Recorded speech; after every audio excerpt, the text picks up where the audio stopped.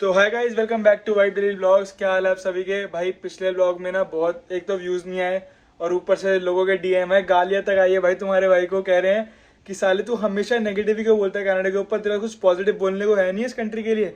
तो मैंने कहा हाँ भाई, कुछ पॉजिटिव साइड्स भी है तो क्यों ना पॉजिटिविटी के ऊपर भी बात करें कि कनाडा क्यों आना चाहिए और क्या क्या बेनिफिट्स है कनाडा आने के लिए एज इंटरनेशनल स्टूडेंट या वर्क परमिट, उस ऊपर भी हम बात करेंगे। उससे पहले मैं तुम्हें एक बंदे से मिलवाता हूँ। तुमने बंदा देख भी रखा होगा और दिल्ली वाले तो तुम पक्का पहचान भी जाओगे इसको। मिलो तो गाइस, तुमने इसको देखा होगा, रोहिणी का अनलिमिटेड पाजी। पाजी शक्ल तो दिखा दो, पिछले ब्लॉग में भी आए थे भाई। जिसको खाना हो अभी देखना है, बिल्कुल रोहिणी अनलिमिटेड पाजी लगते हैं हमारे। खाते जाओ 150 रुपए में चाप लो, कुलचे लो अनलिमिटेड। भाई शर्मा आ गया लौंडा हमारा। कोई बात नहीं गोगी, दिल्ली से लोग आ रहे हैं, ये तो डलेगा भाई, ये तो डलना। ये तो तू मेरी स्ट्राइक डला, तू मेरा चैनल बैन करा, मेरे चैनल बड़ा मेरा ग्रो हो गया भाई। तो गाइस अब बात करते हैं हम कि क्या पॉजिटिव चीजें हैं कि आपको कनाडा आना चाहिए एज एन इंटरनेशनल स्टूडेंट, और आपको क्या क्या चीजें इंडिया में मिस आउट होती है जो कनाडा में है। तो लेट्स टॉक अबाउट देम। तो भाई सबसे पहला पॉइंट जो हमारा कि आप फाइनेंशियली इंडिपेंडेंट बनते हो। और फाइनेंशियली इंडिपेंडेंट का मतलब यहाँ पे ये नहीं है कि भाई आए और गाड़ियाँ ले ली तो आप फाइनेंशियली इंडिपेंडेंट हो गए, नहीं। फाइनेंशियली इंडिपेंडेंट का मतलब ये है कि आपको कोई सपोर्ट की जरूरत नहीं होती, बिकॉज आप यहाँ आते हो तो आपको अपने एक्सपेंसेस मैनेज करने आ जाते हैं, अपनी सेविंग्स करनी आती है, बिकॉज आपको ट्यूशन फी भी देनी है अपनी यूनिवर्सिटी की। आपको उसके बाद अपने जो भी एसेट्स लेने हैं, फॉर एग्जाम्पल आपको एक लैपटॉप लेना है या अगर आपको कोई फ़ोन लेना है तो वो आप खुद मैनेज करते हो, घर से नहीं मंगाते हो, बट आप घर पे भी बैकअप सपोर्ट दे सकते हो। तो अब बात करते हैं कि जैसे हमारी एक एवरेज सैलरी इंडिया में क्या होती है। फॉर एग्जांपल आपने ग्रेजुएशन करी, ठीक है, मैंने बीबीए करी और मेरी एंट्री लेवल जॉब की सैलरी थी 30,000। तो मैं 30,000 में ना अपनी फैमिली को सपोर्ट कर सकता हूँ, ना मैं एक एप्पल का आईफोन ले सकता हूँ, या ना मैं मैकबुक ले सकता हूँ। तो वो चीज़ें इंडिया में पॉसिबल नहीं है जो कनाडा में है। और यहाँ पे अगर आपके पास कोई स्किल, अगर आप कोई स्किल सीख लो तो सबसे बेस्ट है।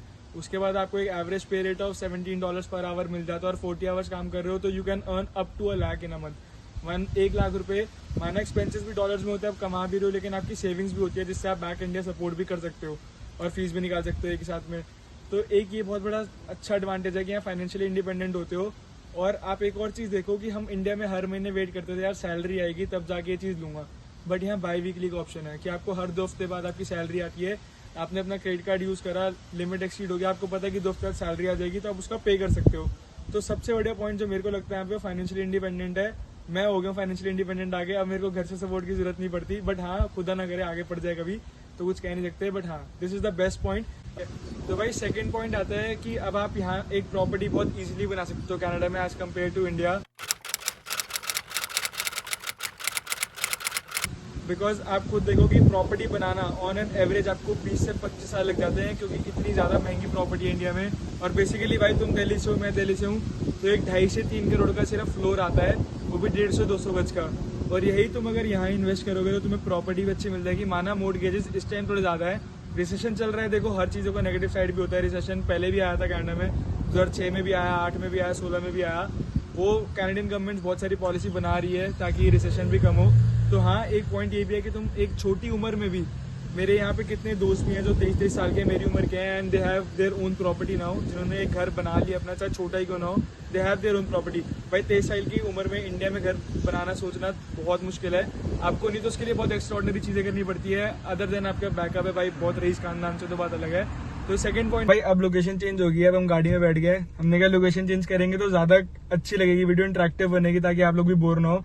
तो अब थर्ड पॉइंट पे है कि भाई यहाँ का जो हेल्थ है ना, जो आपकी एक हेल्थ है वो बहुत अच्छे से मेंटेन रहती है। अगर आप बैक इन इंडिया हो तो आपको पता है कि वहाँ कितने क्रॉनिक डिजीज और हार्ट डिजीज वगैरह होते हैं लोगों को। और हम इंडिया और कनाडा में अगर कंपेयर करें इस पॉइंट को, तो कनाडा में 1 आउट ऑफ 12 पीपल होता है, एक ही बंदा 12 बंदों में से ऐसा होता है जिसको हार्ट डिजीज होता है at the age of 20 to 25। But यही सेम सिचुएशन इंडिया में अगर देखें तो 5th पर्सन होता है वो, जिसको आउट ऑफ 12 पर्सन में से हार्ट डिजीज होता है। तो एक ये बहुत अच्छा पॉइंट है यहाँ पे कि यहाँ पे आपके आगे थोड़ी सेहत अच्छी हो जाती है। माना काम बहुत करते हो बट अच्छा खाओगे तो आपकी मतलब सेहत भी अच्छी रहेगी। और सेकेंडली यहाँ पे लाइफ एक्सपेक्टेंसी रेट भी ज्यादा है as compare to other countries और इंडिया। लाइफ एक्सपेक्टेंसी इंडिया में डिक्रीज हो रहा है भाई, अब तो 60 हो गया, 60 से भाई 50 होने वाला है, और लोग तो भाई जाए जा रहे हैं। बट कनाडा आओ, कनाडा में यहाँ पे लाइफ एक्सपेक्टेंसी भी ज्यादा है and you enjoy your life at old age. यहाँ पे इतनी सारी ओल्ड एज की भी पॉलिसीज हैं कि आप बाद में भी अगर आप सिटीजन हो जाते हो या पीआर हो जाते हो तो you enjoy your life here. तो भाई बुढ़ापे का मजा यहाँ पे भी है, पर हाँ इंडिया ऐसा स्वाद नहीं मिलेगा कि वहां पे बैठना और बातें बातें करना घूमना, वो नहीं मिलेगा। बट लाइफ एक्सपेक्टेंसी के हिसाब से देखोगे और अपनी हेल्थ इश्यूज के हिसाब से देखोगे तो यहाँ पे ज्यादा अच्छा है। मेडिकल नो डाउट इंडिया में अच्छा है, मेडिकल सर्विसेज इंडिया में अच्छी है, कनाडा में बहुत डिग्रेडेड चीजें हैं, बट यहाँ बंदा इतनी जल्दी बीमार नहीं होता है जितना हम इंडिया में देखते हैं कि कैंसर रेट वगैरह ज्यादा है, तो इंडिया में ज्यादा है। तो देख के आओ। थर्ड पॉइंट हेल्थ का था, जो एक और अच्छा पॉइंट लगा मेरे को कि भाई मैं अपना बुढ़ापा यहाँ पे देखूं तो मेरी एज यहाँ पे ज्यादा है as compare to India, but फिर भी जीऊंगा मैं इंडिया में ही। तो गाइस अब जो फोर्थ पॉइंट है वो ये है कि easily access to US visa. अगर तुम्हारा यूएस वीजा नहीं लग पा रहा और तुमने कनाडा में स्टडी करी है, स्टडी वीजा है और तुम्हें एक वहाँ का वर्क परमिट चाहिए यूएस का, तो वर्क परमिट पे आओ अपने and gate internship and job, because अब कनाडा में रह के भी यूएस में काम कर सकते हो, ये पॉसिबल है। अगर तुम्हारी कंपनी तुम्हें वहाँ पे या तो प्रमोट कर दे यूएस में या फिर तुम्हें यूएस में कोई इंटर्नशिप या जॉब मिल जाए तो you can also get A work permit in US. तो बहुत आसान होता है, आसान तो खैर मतलब it is a time taking process all दो, बट यहाँ पे जो नेग्लेजेबल रेट होता है एक बहुत की आपको मतलब यहाँ पे रिजेक्शन नहीं आएगा यूएस वीजा का, बिकॉज यहाँ पे बच्चे आके भी अपना स्टडी करते हैं साथ में यूएस वीजा भी अप्लाई करके लगवा लेते हैं, जो बहुत ईजी वे है, बहुत ज्यादा ईजी वे। तो get your US visa from Canada as well. As compare to India बहुत मुश्किल है यूएस का, बहुत सारे क्वेश्चनिंग होते हैं, बहुत सारे आपके इंटरव्यूज वगैरह होते हैं, बट यहाँ पे ऐसा कुछ नहीं है। Just give your passport, background check होगा and you are all clear for the US visa. जो फिफ्थ पॉइंट है वो ये है कि कैनेडियन पासपोर्ट। तो कैनेडियन पासपोर्ट इतना पावरफुल है और इतना वैल्यूएबल है कि you can go to 185 countries without visa. आप ट्रैवल कर सकते हो विदाउट वीजा, वो भी 185 कंट्रीज, और इसकी रैंकिंग आती है पूरे वर्ल्ड में 7th। तो भाई कितना बढ़िया ना, अगर तुम्हारा कैनेडियन पासपोर्ट मिल गया तो तुम्हें तो भाई अगर जिसको घूमने का शौक है, ट्रैवलिंग का शौक है, तो you can easily go to any country. और एक्सपेंसेस भी इतने कम है और फ्लाइट्स तो वैसे ही चीप होती हैं कनाडा से as compare to India, because यहाँ पे सब कुछ पास है और इंडिया से थोड़ा दूर है, तो you have to pay more because you have to travel more. तो एक सबसे अच्छा पॉइंट ये भी है कि यहाँ के पासपोर्ट की बहुत सी वैल्यू है। तो गाइज नेक्स्ट पॉइंट के बारे में आप सबको पता ही होगा कि भाई यहाँ पे पीआर और सिटीजनशिप कितना इजी है। अगर हम कंपेयर करें एज अदर तो डिफरेंट कंट्रीज, जर्मनी से करो, यूएस से करो, यूके से करो, 3-4 साल में आप पीआर मिल जाती है आपको और फिर उसी के 3 साल बाद सिटीजनशिप मिल जाती है। तो और ये इसको लैंड ऑफ इमिग्रेंट्स भी कहते हैं कनाडा को, बिकॉज यहाँ पे हर एक कंट्री का बहुत सारी डाइवर्सिटीज है। जमैका से लोग हैं भाई, इंडिया से तो भर रखे हैं भाई, पता ही है पंजाब और गुजरात के जो हमारे साथ रहते हैं, ठीक है। दिल्ली के लोग मिलते नहीं है यहाँ पे, और भी कंट्रीज के बहुत डिफरेंट लोग हैं, तो एक डाइवर्सिटी मिल जाती है और आपको कोई लैंग्वेज बैरियर नहीं है भाई, हर लैंग्वेज बोली जाती है इस कंट्री में। पंजाबी से लेके गुजराती से लेके अरेबिक से लेके भाई यहाँ पे इस्लामिक तक सब बोला जाता है। इतनी डाइवर्स कंट्री है और लोग भी बहुत अच्छे हैं भाई, सारे मिलजुल के रहते हैं। तो एक सबसे बड़ा रीजन अच्छा यही है कि डाइवर्सिटी है और इजीली पीआर है, बहुत इजी पीआर मिल जाती है भाई, कि आपको इस कंट्री की पीआर चाहिए तो पीआर ले लो, उसके बाद सिटीजनशिप के बाद आपको पासपोर्ट ही मिल जाएगा कनाडा का। और आपको पता है कनाडा का पासपोर्ट कितना पावरफुल है, तो आपके हाथ में कनाडा का पासपोर्ट भी है भाई, तो बहुत पावरफुल चीज है, तो वो भी ले सकते हो आप इजीली। तो ये पॉइंट बहुत ईजी है और ये सबको पता ही है, तो ये एक और पॉजिटिव पॉइंट है। अब हम बात करते हैं, जो हमारा नेक्स्ट पॉइंट है वो है कि जॉब अवेलेबिलिटीज। तो आप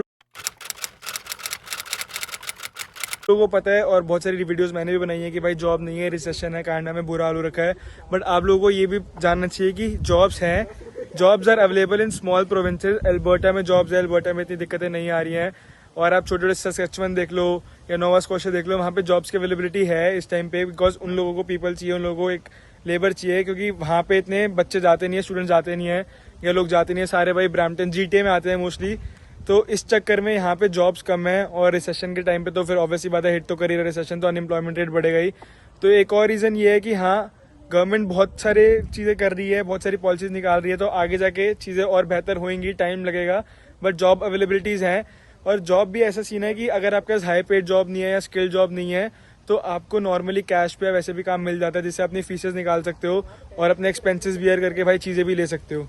भाई ये सारे पॉजिटिव चीजें थी कि आपको कनाडा क्यों आना चाहिए और क्या क्या यहाँ पे अच्छी चीजें हैं, कि बुरी बातें बहुत होती हैं बट पॉजिटिव चीजें भी हैं। तो हमने वो सारे पॉइंट्स कवर करे, और भी बहुत सारे पॉइंट्स हैं, चाइल्ड बेनिफिट्स वगैरह, बट वो भाई वो फिर थोड़ी बड़ी आगे की एज ग्रुप और बड़ी वो हो जाती है, क्या कहते हैं, काफी लंबा फ्यूचर पर्सपेक्टिव हो जाता है। बट हाँ ये सारे पॉजिटिव चीजें हैं, तो कनाडा आओ, बिल्कुल आओ, कोई दिक्कत नहीं है, सोच समझ के आओ, और भी चीजें अपने आप को माइंड में सेट करके आना कि भाई एज एन इंटरनेशनल स्टूडेंट आ रहे हो तो तुम्हें क्या क्या मैनेज करना है, कैसे चलना है, उसके ऊपर भी हम एक वीडियो बनाएंगे। तो तब तक के लिए भाई अगर वीडियो पसंद आई तो उसको लाइक सब्सक्राइब शेयर करना मत भूलना। वाइब डेली ब्लॉग्स को सब्सक्राइब कर देना और तुम्हारा एक सब्सक्राइब भाई बहुत ज्यादा हिम्मत देता है भाई को। तो मिलते हैं चल नेक्स्ट ब्लॉग में। Bye bye, signing of.